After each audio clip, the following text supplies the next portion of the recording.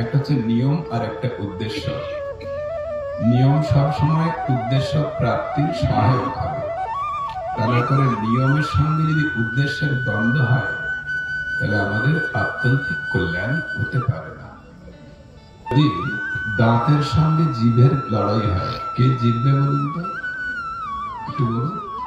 দাঁত ছুটে যাবে, শক্ত। জিভের কাজ কি? কথা বলতে পারা। জিভ গিয়ে ডেন্টিস্ট, দাঁতের ডাক্তারের কাছে বললো, ডাক্তারবাবু আমার দাঁতগুলো সব তুলে ফেলে দিন। ডাক্তার কি করবে? দাঁত তুলে ফেলে দিল। এবারে বলুন কে জিতল? এখন দাঁত জিতুক আর জিভ জিতুক, ক্ষতিটা তো শরীরেরই হবে না? ঠিক তেমনি নিয়ম আর উদ্দেশ্য এরা যদি দ্বন্দ্ব করে, ক্ষতি তো আমার গোবিন্দেরই হবে না? তাই গোবিন্দের উদ্দেশ্যে সাধ্যের জন্য আমরা নিয়মকে গুরুত্ব দিয়ে বসে থাকবো না। যদি নিয়মে নিষ্ঠা হলো, কি জন্য করছি সেটা যদি না জানা গেল, তাহলে হিতে বিপরীত কেমন হয় একটা দৃষ্টান্ত দিচ্ছি।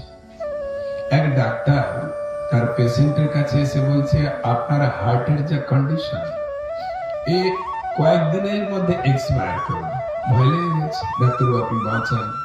ঠিক আছে, আমি যে নিয়মগুলো বলছি সেই নিয়মগুলো যদি ঠিক পালন করতে পারো, ঔষধগুলো ঠিক খেতে পারো, যেটা বারণ করছি ওগুলো মেনে যদি চলতে পারো, তাহলে তোমার কয়েকদিন টিকে যাওয়ার সম্ভাবনা আছে।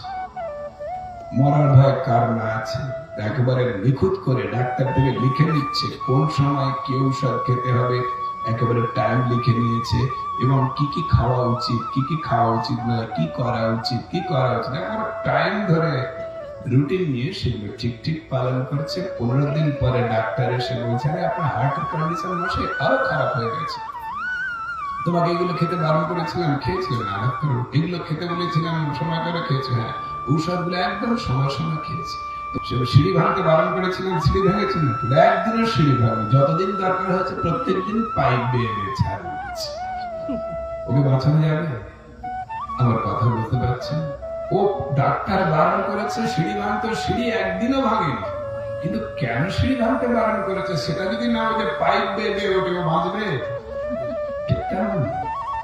আমাদের নিয়ম কেন করা হচ্ছে, নিয়ম নিষ্ঠা রাখা হলো, কিন্তু কেন নিয়ম করা হচ্ছে সেটা যদি আমরা না বুঝি, আমাদের আত্যন্তিক কল্যাণ হতে পারে না। যে না 9টা পর্যন্ত পর, আরে আমাদের উদ্দেশ্য জানতেই পারলাম তো, 9টা নিয়ে কি হবে?